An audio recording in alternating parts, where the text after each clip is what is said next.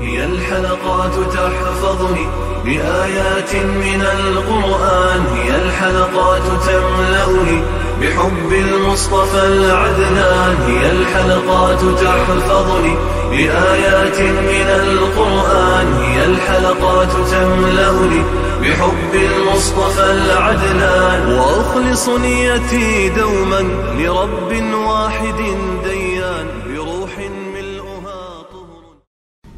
Sure Ahzab tefsiri 49. ayetten başlayıp okuyacağız inşallah.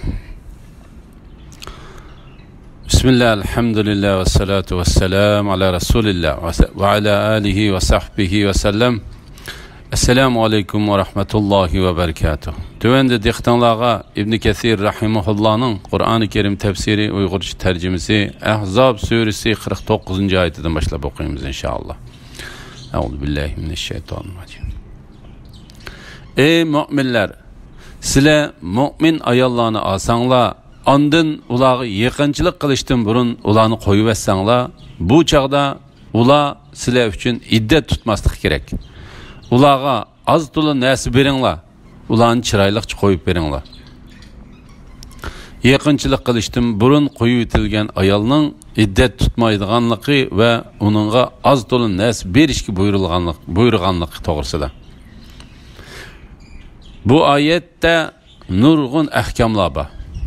Şu ahkamlardan biri nikah qilish orqali xotin ilish hukmidir. Ayette yana ayol bilan yaqinchilik qilishdan burun uni qo'yib berishga ruxsat qilganlikning hukmi bor. Mu'min ayollarni bu ayette ko'pchilik ko'z tutildi. Çünkü nikahdaki hükümde mümin ayol bilen ehli kitaptan bo'lgan ayol arasida farq yo'q ekanligiga hamma ulamolar birlik kelgan.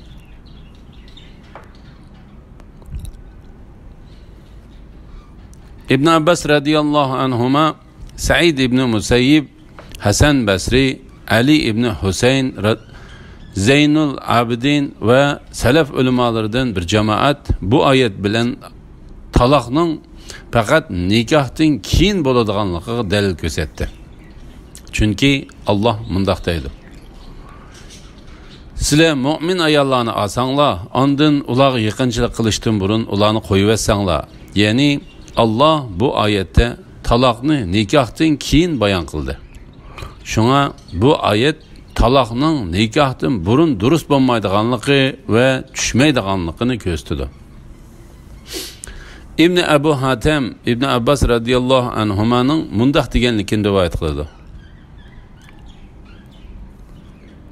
Agar bir odam men amrimga oladigan har qanday xotin taloqdir desa, Alloh taolaning ey mu'minlar, sizlar mu'min ayollarni olsanglar, ondan ularga yaqinchilik qilishdan burun ularni qo'yib etsanglar deganlik uchun hech qanday taloq yuz bermaydi.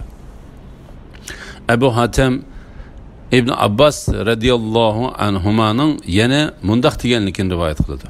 G'olib va buyuk Alloh haqiqatan sizlar mu'min ayollarni olsanglar, ondan ularga yaqinchilik qilishdan burun ularni qo'yib etsanglar dedi. Qarmam sen. Bu oyatda taloq nikahdan keyin bayon qilindi. Bu vaqtda Amr ibn Shuayb buvisidan payg'ambar alayhisalomning mundaq deganligini rivoyat qildi. Adem avlodi uchun u egi bo'lolmagan narsada taloq bo'lmaydi. Adem bolasi uchun u egi bo'lolmagan narsada taloq bo'lmaydi. Bu hadisni Imom Abu Davud, Tirmizi va Ibn Majah qatorliqlar rivoyat qilgan. Shundaqla Ibn Majah Ali va Misvara ibn Mahra radiyallohu anhumalardan payg'ambar alayhisalomning mundaq deganligini rivoyat qildi. Nikahdan ilgari taloq bo'lmaydi. Bu çağda ular sizlar uchun iddat tutmaslik kerak. Bu ulamolar orasida birlik kelgan ishdir. Ayol kishi eri bilan yaqinchilik qilishdan burun taloq qilinsa, buning eri uchun iddat tutishi kerak emas. U kimni xolisa darhol berib yotliq bo'la oladi. Bu hukmdan faqat eri qazo qilib ketgan ayol mustasno. Ayol qazo qilib ketgan eri bilan bir to'shakda bo'lmasa-mu, u uchun 4 oy 10 kun iddat tutadi. Bu mu ham ulamalar birdek birlik kelgan masaladir. La ilaha illalloh Muhammad rasul. Ularga az to'la narsa beringlar. Ularni chiroyliqcha qo'yib beringlar. Bu oyatdagi az to'la narsa beringlar degan so'zdan belgilangan mahrning yarmini berishdan ammi baproq ma'nini ko'rsatadi. Yoki agar mahri tayinlanmagan bo'lsa, xususiy belgilik miqdorda narsa berishni ko'rsatadi. Alloh taolo belgilangan mahrning yarmini berish haqida mundaq deydi. Agar sizlar ularga yaqinchilik qilishdan ilgari va mahr tayinlanib bo'lgandan keyin taloq qilsanglar, tayinlangan mahrning yarmini beringlar. G'olib va buyuk Alloh tayinlanmagan mahr haqida mundaq deydi. Agar sizlar ayollaringizga yaqinchilik qilmay yoki mahr tayinlamay turib ularni taloq qilsanglar, ya'ni nikohingizga olgan ayol bilan bir yerda bo'lmagan yoki mahrni muayyanlashtirmagan sharoitda sizlarga hech gunoh bo'lmaydi. Lekin uningga mu'ta, ya'ni belgilik miqdorda pul mol berishinglar kerak. Ularga narsa beringlar. Boy o'z holiga yarasha, kambag'almi o'z holiga yarasha qoida bo'yicha bersin. Bu yaxshi odamlarning o'tashga tegishlik majburiyatidir. Imom Buxoriy Sahil ibn Said va Abu Said radhiyallohu anhumaning mundaq deganligini rivoyat qildi. Payg'ambar alayhissalom Sharahlining qizi Umaymani amriga oldi. Payg'ambar alayhissalom uning yaqinchilik qilish uchun qo'lini sunuvdi. Umayma go'yo buni yoqtirmaganda ko'rindi. Shuning bilan Payg'ambar alayhissalom Abu Usaydni Umaymaga oq paxtadan to'qilgan 2 dona kiyimni kiygizib, narsalarni tayyorlab yo'lga silib o'tishni buyurdi. Ali ibn Abu Talha Ibn Abbas radhiyallohu anhumaning mundaq deganligini rivoyat qildi. Agar yaqinchilik qilishdan burun qo'yib o'tilgan ayolning mahri tayinlangan bo'lsa, uningga tayinlangan mahrning yarmi berildi. Agar uning mahri tayinlanmagan bo'lsa, uningga boy o'z holiga yarasha, kambag'almi o'z holiga yarasha belgilik miqdorda pul mol berdi. Mana bu chiroyliqcha qo'yib berish demakdir.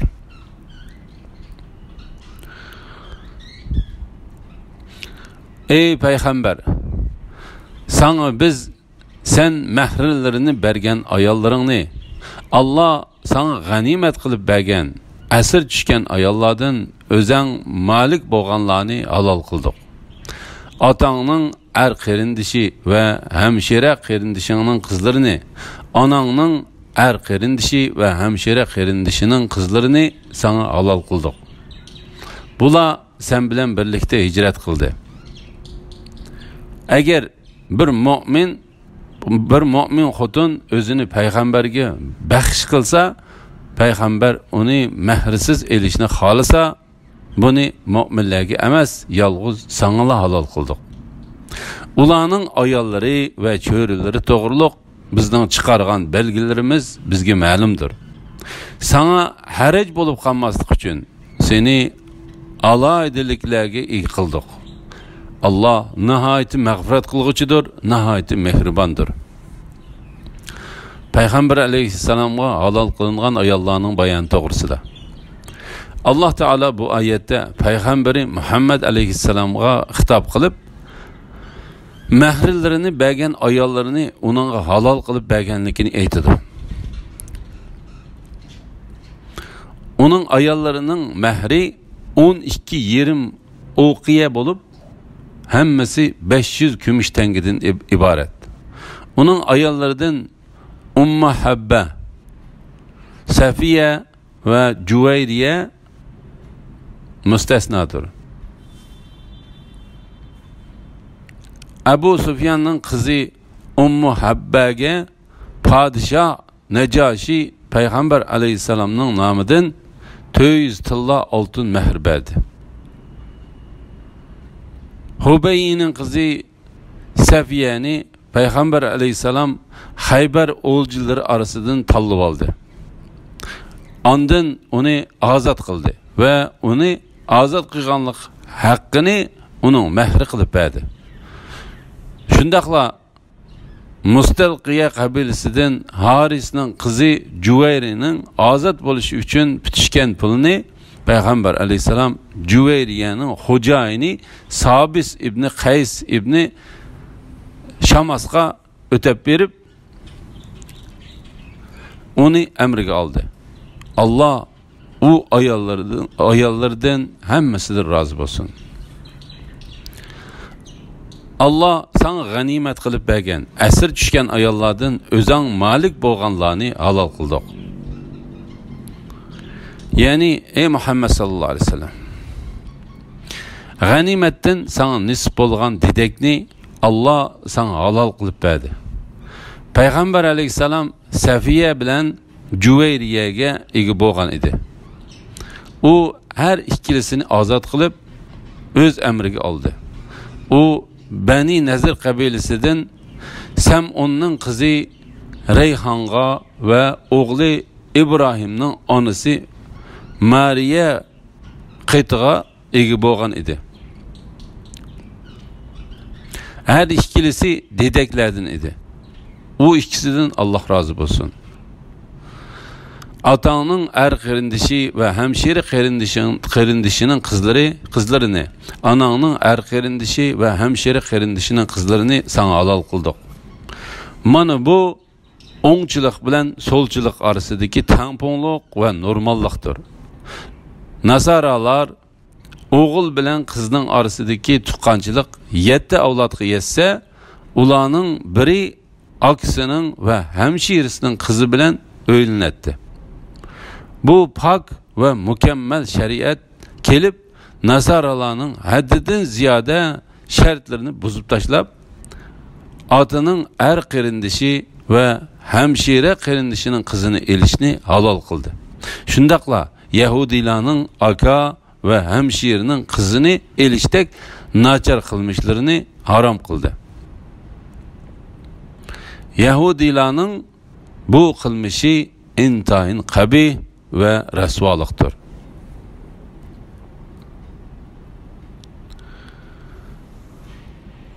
Bula sen bilen birlikte hicret kıldı. Eğer bir mümin xotun özünü peygamberge bəxş qilsa, peygamber onu mehrisiz elişini xalasa, bunu müminlerge emas, yalğız sanala halal kıldık. Yani ey peygamber, eğer bu mümin ayol özünü sana bəxş qilsa, sen onu mehrisiz emringe elişini xalasan, bu sana halaldır. Bu ayette iki şart arka-arkadan geldi.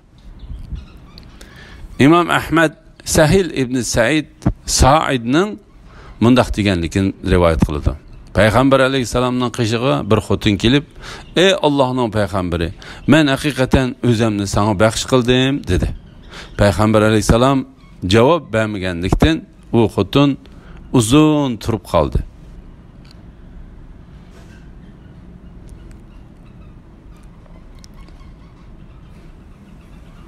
Bir adam, ey Allah'ın peygamberi, eğer senin o ayalga hacıdan bulmasa, onu man elip bergin dedi. Peygamber aleyhisselam, onunla mehri bergidek bir nersen var mı dedi. O adam, benim fakat bir iştinimle var dedi. Peygamber aleyhisselam, eğer iştinini onunla veriversen, sen iştansız kalmamsan, bir neresi tevfik gelgin dedi. O, bir neresi tapalmayman dedi. Peygamber aleyhisselam. Tömür üzük bolsun tevfik gelgen dedi. O izlep baktı. Lekin hiç neresi tapamadı. Andın Peygamber aleyhisselam ona. Kur'an'dan birer neresi bilemsen dedi. O ha palanı sürülerini bilmeyen de bildiğin sürülerinin ismini dedi. Peygamber aleyhisselam ona. O ayalını sana Kur'an'dan sen bilgenlerini onunla ügütüp koyacağını mehri kılıp elip verdim dedi. Bu hadisni İmam Bukhari ve Müslim rivayet kıldı. La ilahe illallah Muhammed Resulullah. İbn Ebu Hatem Ayşe'nin mundaq deganligini rivayet kıldı. payg'ambar alayhissalomga o'zini baxsh qilgan xotin hokimning qizi Xavla edi. Imom Buxoriy Aysha radhiyallohu anhaning mundaq deganligini rivoyat qildi.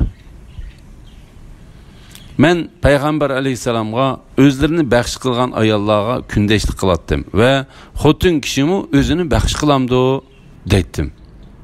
Alloh taolo ayollaringdan xoliqining navbatini oqiga sursang, xoliqining bilan navbatidan boshqa vaqtda bir yerda bo'lsang bo'laverdi. Vaqtliq ayrilib turgan ayollaringdan biri bilan ham to'shak bo'lmoqchi bo'lsang, sana hech gunoh yo'qdir degan oyatni nozil qilgan chaqda Rabbing faqat sening xohishing bo'yicha hukm qiladiganligini his qilyapman dedim. Subhanalloh. Ibn Abu Hatim Ibn Abbosning mundaq deganligini rivoyat qiladi. Payg'ambar alayhissalomning amrida o'zini uningga baxsh qilgan bir xotin yo'q edi. Uni Ibn Jarirmu Yunus ibn Bukayridan rivoyat qilgan. Yig'lar xos qilingan bo'lsa-mu, payg'ambar alayhissalom o'zini baxsh qilgan bir xotinnimi xotin qilmadi. Chunki u payg'ambar alayhissalomning xolishiga bog'liq ishdir. Xuddi Alloh taolo payg'ambar uni mahrsiz elishni xolisa degandek. Buni mu'minlarga emas, yolg'iz sanga halol qildik. Akrima bu oyat haqida mundaq deydi. Ya'ni o'zini baxsh qilguvchi xotin sendan boshqa odamga halol bo'lmaydi. Agar biror xotin biror erga o'zini baxsh etsa, u xotinga biror narsani mehr qilib bermagicha u xotin u erga halol bo'lmaydi. Mujahid, Shabi va boshqalarmi shundaq dedi. Ya'ni agar bir xotin bir erga o'zini topshirsa, u er qachon u xotin bilan bir to'shakda bo'lsa, erning ustiga u xotinga mehr misli berishi vojib bo'ladi. Vashqning qizi Barva o'zini bir erga baxsh qilgandan keyin u er bilan bir to'shakda bo'lishdan burun uning eri vafot bo'lib ketgan chaqda payg'ambar alayhissalom uningga mehr misli bilan hukm qilgan edi. Payg'ambar alayhissalomdan boshqa odamga o'zini baxsh qilgan ayolga u ayol er bilan bir to'shakda bo'lishdan burun er o'lib ketsa yoki er bilan bir to'shakda bo'lsa mehr muqimlashidi va mehr mislining berilishida bularning hukmi o'xshashdir. Ammo payg'ambar alayhissalom o'zini baxsh qilgan xotin bilan bir to'shakda bo'lgan taqdirdami, uningga mehrdan hech narsa vojib bo'lmaydi. Chunki uningga mehrsiz, valisiz va guvohchisiz xotin ilishga ruxsat qilingan. Jahshining qizi Zaynab radhiyallohu anhaning qissasimi shundaq bo'ldi. Shunga qatada Allohning buni mu'minlarga emas, yolg'iz sana halol qildik degan oyat haqida mundaq deydi. Biror xotinning payg'ambar alayhissalomdan boshqa biror erga o'zini valisiz va mehrsiz baxsh qilishiga bo'lmaydi. Ularning ayollari va cho'rilari to'g'riliq bizning chiqargan belgilarimiz bizga ma'lumdir. Ubay ibn Ka'b, Mujahid, Hasan, Qatada va Ibn Jarir qatorliqlar bu oyat haqida mundaq deydi. Ya'ni ularning 4 hur xotin bilan cheklanishi to'g'riliq bizning chiqargan belgilarimiz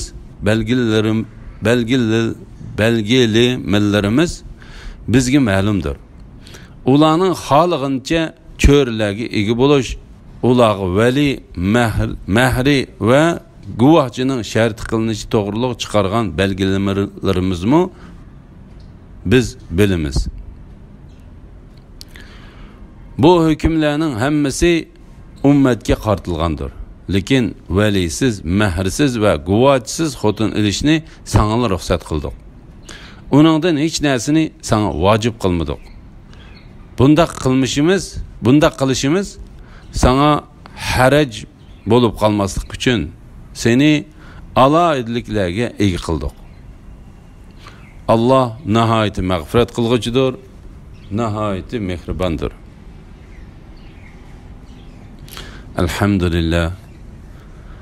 Yuqorida Sure Ahzab tefsirinden 50. ayetgacha anladыңlar. Axirini keyin qitimliq o'qishimiz davomlashtiramiz inshaalloh. Va sallallohu ala Muhammad va ala alihi va sahbihi ajma'in. Assalomu alaykum va rahmatullohi va barakatuh.